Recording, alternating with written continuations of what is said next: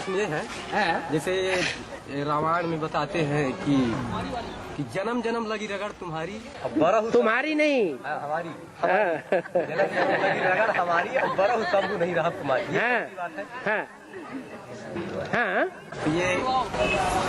तो ये बात कहाँ के लिए लागू होती है, कैसे है? पार्वती के लिए लागू होती है, जो सारी सृष्टि को पार लगाने वाली आत्मा है,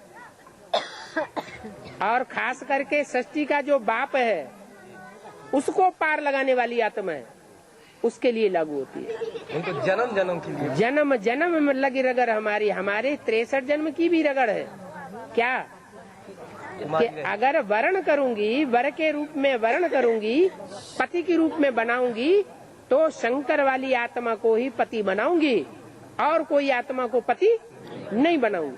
अरे 500-700 करोड़ ये डॉक्टर्स की दुनिया है, 500-700 करोड़ पत्तों में कोई एक पत्ता, एक एक्टर तो ऐसा होगा जो जन्म जन्मांतर एक ही आत्मा के साथ संबंध जोड़ता हो, पति पत्नी का, और कोई के साथ न जोड़ता हो।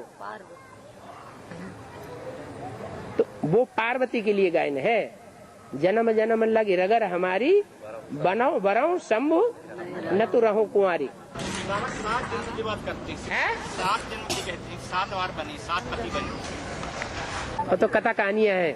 बाबा 7 जन्म के नारी का ही रूप लेती हैं नहीं, जिसमें रानी के संस्कार ज्यादा हैं, स्त्रीत्व के संस्कार ज्यादा हैं, अधीन रह करके चलने के संस्कार ज्यादा हैं, कंट्रोल के अंदर, एक के अंदर कंट्रोल में रहने के संस्कार ज्यादा हैं, उस आत्मा की बात है, सब की बात नहीं है।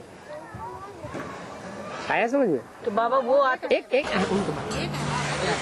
हर जन्म वो नारी का ही रूप लेती है। ज्यादा जन्म नारी के लेगी, जो बाबा ने बोला कि एक जन्म स्त्री का और एक जन्म पुरुष का मिलता है। कब? सतयुग त्रेता में बिल्कुल बराबर चलता है, बैलेंस बिगड़ता नहीं। और त्रेता के बाद जब द्वापर शुरू होता है तो 2 नियम हो जाते हैं। कोई आत्मा को 2 जन्म स्त्री के लगातार मिल सकते हैं, ज्यादा नहीं, और कोई आत्मा को पुरुष का जन्म 2 बार मिल सकता है, ज्यादा नहीं।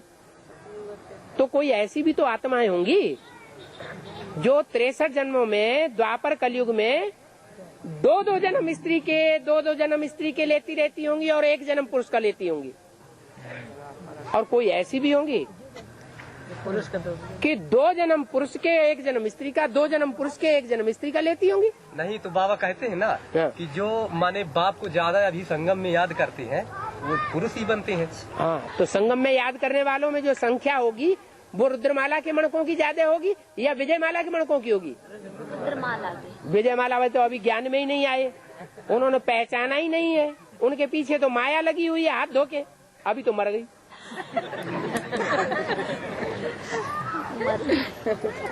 तो रुद्रमाला के मणकों में भी नंबरवार हैं कि सब एक जैसे हैं याद करने वाले?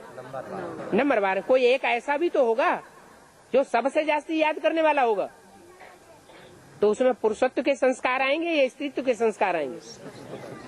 आत्मा पुरुष है या स्त्री है? प्रकृति स्त्री है और आत्मा पुरुष है। तो जो ज्यादा याद करेगा वो ज्यादा से ज्यादा जन्मों में क्या बनेगा? पुरुष बनेगा। लेकिन सतयुग त्रेता में नहीं। कहाँ? द्वापर कलयुग में।